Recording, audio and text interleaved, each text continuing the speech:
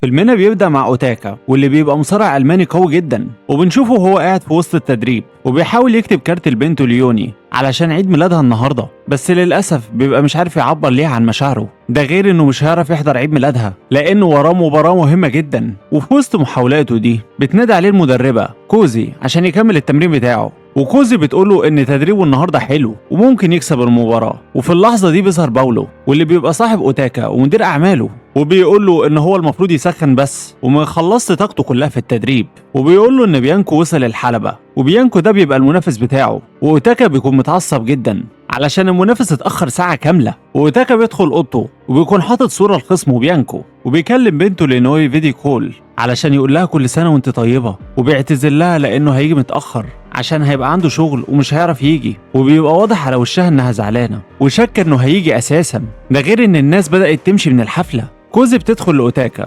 وبتقول له ان مرتبها ما زادش، وباولو بيماطل معاها ومش راضي يديها المرتب. فأوتاكا بيوعدها ان هم هيتكلموا في الموضوع ده بس بعد الماتش. بعدها الفريق بيخرج وباولو بيبلغهم ان فاضل 15 دقيقة بس على المباراة، وبيركبوا العربية عشان يروحوا مكان المباراة. وفي الطريق أوتاكا بيطلب من باولو انه يشتري القطة اللي اسمها زوبين علشان يديها لبنته هدية. وبنعرف ان أوتاكا اتجوز وهو عنده 19 سنة واكتشف انه شال مسؤولية اكبر منه. ده غير انه لسه عاوز يحترف في الملاكمة، وده اللي خلاه ينفصل عن مراته. واول ما بيوصل الملعب بيلاقي صور بيانكو مغرقه الحيطان، فبيقعدوا يتريقوا عليه. ولما بيشوفوا صوره اوتاكا بتصوروا معاه وهم مبسوطين جدا. وقبل ما يوصلوا للحلبه بيقابلوا تشينو واخوه، ودول اللي بيبقوا مراهنين بمبلغ ضخم جدا على فوز اوتاكا. تشينو بيعزم اوتاكا وباولو على الغداء، بس اوتاكا بيرفض لانه مش طايق تشينو ده اساسا. وفجاه بيظهر بيانكو وبيبدا يستفز اوتاكا، بس اوتاكا مش بيديله اي اهتمام. وتشينو بتعجبه ثقه اوتاكا وبيطلب منه يخلص على بيانكو بالضربه القاضيه بتاعته، بس اوتاكا مش طايق نفسه اساسا وسابه ومشي.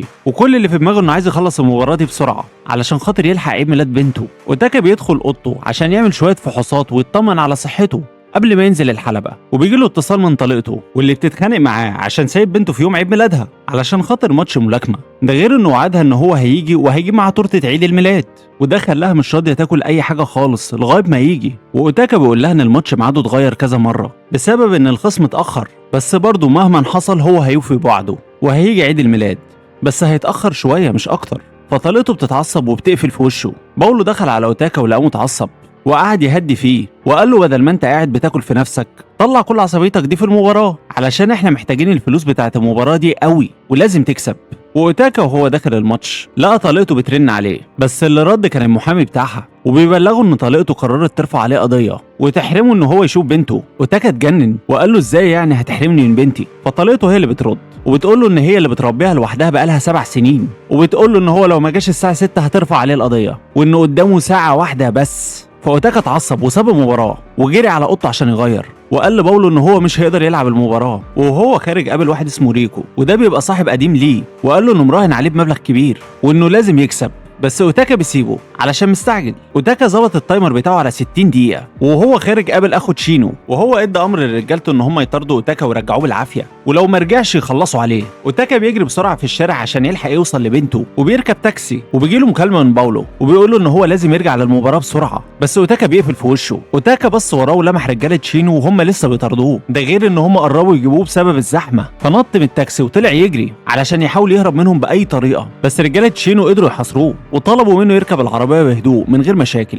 واوتاكا ضربهم لما حاولوا يلمسوه، فتشينو نبه على رجالته ان هم ما يلمسوهوش لانه لازم يدخل الحلبة سليم، وقال لهم خليه يغمى عليه وخدوه في العربية. فالرجالة نفذت اوامره وحطوا اوتاكا في العربية وهو مش فايق، بس فجأة اوتاكا فاق ونزل فيهم ضرب لحد ما نايمهم كلهم جوه العربيه، وجبر السواق يفتح الباب وينزله. واول ما نزل لقى في وشه اخو تشينو الضخم والرجاله بتوعه، وبسرعه خلص على اول 2 منهم. وفي وسط الموقف الصعب ده مامته كلمته وقالت له ان هي وابوه نفسهم يشوفوا حفيدتهم في عيد ميلادها، بس طليقته رفضت. بس اوتاكا قفل السكه بسرعه وقال لها انه هيكلمها بعدين. بعدها كلم باولو وعرف منه ان تشينو واخوه واخدين الماتش ده تحدي وحاطين رهانات تقيله جدا على فوزه. فاوتاكا حكى لباولو انه ضرب رجاله تشينو، وفي لحظتها هجمت عليه مجموعه تانية وبداوا يجروا وراه بالموتوسيكلات. فبعت لاصحابه اللي في صاله التدريب علشان يلحقوه لانه محتاج مساعدتهم. واخيرا اوتاكا بيوصل الصاله وبيدخل وبيقفل الباب وراه كويس، وفجأة اخو تشينو ورجالته وصلوا، فأوتاكا حاول يهددهم بالشرطة وان الحكومة ممكن توصل في اي وقت، بس ده ما بيفرقش مع رجالة تشينو. وفي ثواني الصالة بتتقلب لساحة خناقة شوارع، والخناقة ولعت اكتر، وأوتاكا دخل المكتب بتاعه وهو بيحاول يهرب بسرعة علشان خاطر يوصل لبنته. وفي اللحظة دي دخلت عليه كوزي وسألته عن اللي بيحصل،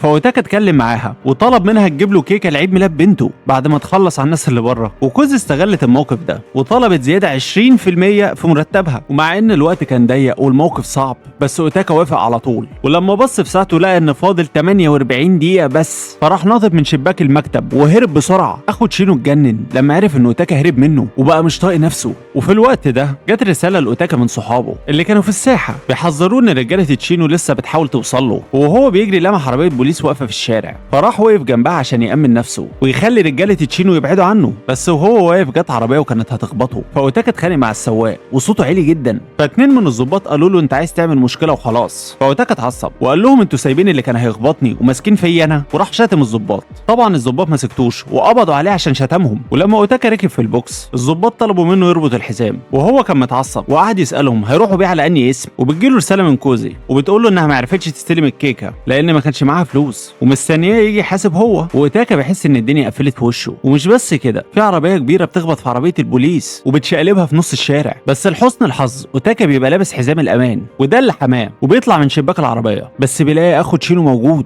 وبيهدده بالمسدس علشان يجي معاهم. بس أوتاكا عرف يسحب منه المسدس وطلع جري، فرجاله تشينو ركبوا العربيه وطاروا وراه، وتشينو حاول يكلمه بس أوتاكا طنشه وما ردش عليه. بعدها باولو صاحبه رن عليه وقال له ان اصحابه اللي في صاله التدريب كلهم اتصابوا. أوتاكا حس بالذنب بس ما كانش في ايده حاجه يعملها. وبعدها أوتاكا وصل للمحل بتاع الكيك وكوزي كانت مستنياه هناك وحاسب على الكيكه، بس وهو جاي يخرج لقى اخو تشينو داخل المحل وبيقول له ان دي اخر فرصه عشان يروح معاهم بالذوق. وأوتاكا رفض واخو تشينو اتغاشم وخبط الكيكه ووقعها على الارض وبوظها. هنا أوتاكا جاب اخره ونزل ضرب في اخو تشينو لحد ما بوظ له وشه، وبعدها بيقوم وبيطلع من المحل وهو متضايق. لكن فجأة بيلاقي في وشه بيانكو ورجالته فبيهرب منهم وبيكمل جري بسرعة. وبيانكو لما بيشوف اللي حصل في تشينو بيجري ورا أوتاكا، وساعتها في موتوسيكل بيقرب منه بس بيكون في ريكو صاحبه وبيقول له ان هو جاي عشان ينقذه لان باولو قال له ان هو محتاج مساعدة دلوقتي، فبيركب وراه موتوسيكل علشان يهربوا من بيانكو ورجالته. بس للأسف ريكو بيطلع مع العصابة أساسا وبيوصل أوتاكا المكان فيه العصابة وبيكتفوه. ريكو قعد يتأسف لأوتاكا ويحلف له ان هم مش هيلمسوه، وكل الحكاية ان هو لازم يجاوب على أسئلة الست اللي جاية. وبعد شويه دخل عليه واحده ست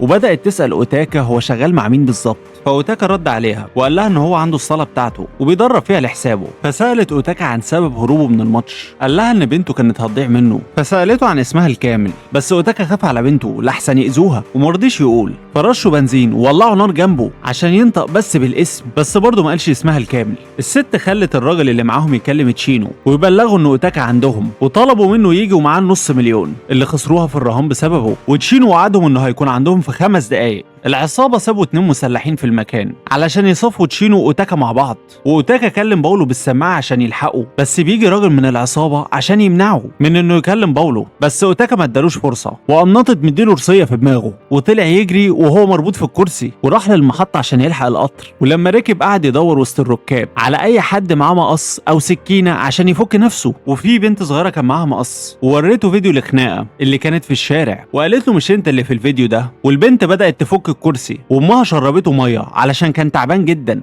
وفجأة أوتاكا تليفونه رن وكانت بنته ليوني هي اللي بترن، فأوتاكا حاول بسرعه يمسح الدم اللي مغرق وشه ورد عليها وطمنها انه خلاص على وصول. واول ما القطر وقف في محطته ونزل أوتاكا اتصدم ببيانكو ورجالته في وشه واستغرب جدا لانهم ازاي عرفوا مكانه بالسرعه دي، فهرب منهم ودخل كازينو قريب من المحطه والعصابه فضلت ماشيه وراه. وأوتاكا قعد يدور على مخرج تاني بس للاسف الطريق بقى مسدود قدامه ولقى نفسه متحاصر، فقرر يواجه العصابه لوحده. وواحد من رجاله بيانكو هجم عليه بس أوتاكا صده وعجنه ضرب ورماه على المرايه فاتكسرت، بس الواد قام واخد حته ازاز مكسوره وهجم على أوتاكا بيها وجرحه، بس بيانكو قال للراجل اللي تبعه انه مش عايزهم يأذوا أوتاكا اساسا وقام ضربه البوكس. بعدها بيانكو دخل في خناقه مع أوتاكا كان بيحاول يخلع بس بيانكو كان قوي وصعب حد يغلبه بسهوله، وفضلوا يتعاركوا زي ما يكونوا في مباراه حقيقيه، وفي الاخر أوتاكا هو اللي انتصر. وبعدها خرج من الديسكو وهو متبهدل وتعبان جدا، واول ما رفع التيشيرت لقى الجرح اللي في بطنه عمال ينزف دم كتير، وهو ماشي لمح صاحبه باولو جاي عليه وفهم في لحظتها انه مراقبه بالجي بي اس اللي كان مركبه في الساعه، فقام قاطع الارسال من السماعه اللي مع باولو. وأوتاكا وقع من كتر التعب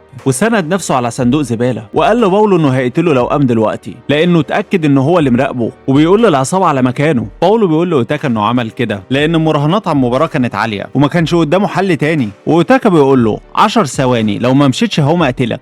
ولما بيقوم باولو بيمشي بسرعه، وهنا التايمر كان فاضل فيه 17 دقيقة بس. فأوتاكا راكب سكوتر ومشي بيه في الشارع، وفجأة جات له رسالة من باولو بيعتذر له فيها. أوتاكا وصل بيت أهله وقال لهم إنه عمل حادثة، وطلب منهم مطهر علشان جرحه، وأخد شوية مسكنات عشان الوجع، وبص في الساعة ولقى إن فاضل 15 دقيقة، ونام شوية على الكنبة عشان يرتاح. وفي الوقت ده باولو اتصل بيه تاني علشان يعتذر له، واعترف له ان هو كان السبب في المشكله من الاول، لانه هو اللي عمل المراهنات العاليه عشان هو محتاج فلوس، وكان بيحاول يرجع الثقه ما بينهم. بس في الحقيقه باولو كان بيتكلم وهو متهدد بالمسدس بتاع تشينو. تشينو خلى باولو يسال اوتاكا عن مكانه، واوتاكا حس ان في حاجه غلط وقال له انا لسه ما قابلتش بنتي، وانا عند واحد صاحبي وهكلمك بعدين. وفي اللحظه دي والده قعد يعاتبه وقال له انت فاشل وما اعتمدش عليك ومش عارف تحافظ على بنتك.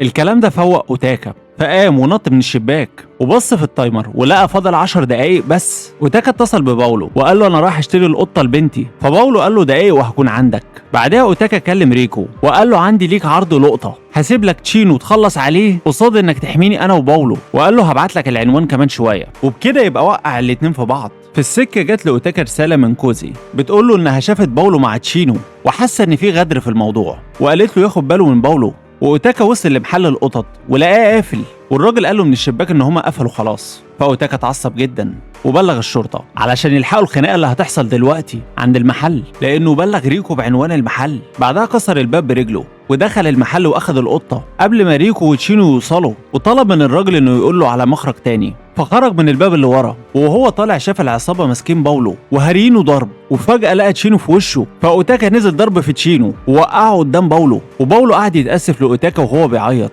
وقوات الشرطه وصلت، وتشينو اتجنن لما حس ان اوتاكا وباولو سلموه للشرطه، ومن غله طلع المسدس وضرب اول طلقه في رجل باولو. اوتاكا نزل على الارض وحاول يهدي المجنون ده علشان ينزل سلاحه، بس تشينو كان خلاص الشر في عينيه، وضرب الطلقه التانيه في كتف باولو، وكان ناوي يخلص على اوتاكا. بس كوزي ظهرت في الوقت المناسب وانقذتهم. كوزي واوتاكا بداوا يتخانقوا مع تشينو، وتشينو ضرب كوزي بحديده وقعها على الارض، ومسك اوتاكا وبدا يخنقه، والوقت بيجري والتايمر خلاص فاضل فيه 4 ثواني. تشينو غرز الحديده في بطن اوتاكا ونزل فيه ضرب، بس باولو رغم اصابته شد تشينو من رجله، فقام تشينو خابط باولو بالحديده على وشه ووقعه على السلم. ده غير الاشتباكات تحت اللي ولع بين البوليس والعصابه. كوزي فاق التاني بعد الوقعه وهجمت على تشينو اللي حاول يمسك المسدس، بس اوتاكا شاط المسدس ووقعه بعيد. تشينو حاول يموت كوزي، فاوتاكا خنقه من ظهره، وتشينو ضرب رجل اوتاكا في صدر كوزي ووقعها من فوق. فاوتاكا افتكرها ماتت واتجنن ونزل ضرب في تشينو من غير اي رحمه، بس كوزي طلعت لسه عايشه، واوتاكا رمى تشينو على الارض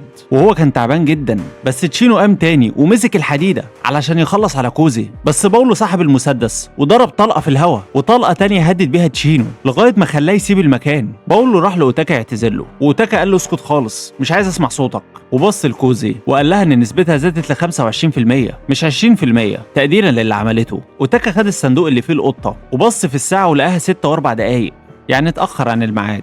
نزل يمشي في الشارع وقابل تشينو، بس تشينو كان خلاص خلصان ووقع على الأرض. وأوتاكا كمل طريقه لبيت بنته، وأول ما وصل عند الباب من كتر التعب والنزيف وقع على الأرض، والقطة طلعت على صدره لغاية ما خرجت بنته ليوني وشافته في الحالة دي. ليوني حضنته وهي طايرة من الفرحة إنه جه بجد، وطليقته شافت القطة اللي جابها لبنته ده غير حالته، وقررت إنها مش هترفع عليه القضية. ودي كانت نهاية فيلمنا، ويا ريت الفيلم لو عجبكم لايك كومنت شير وسبسكرايب علشان يوصل لكم كل جديد.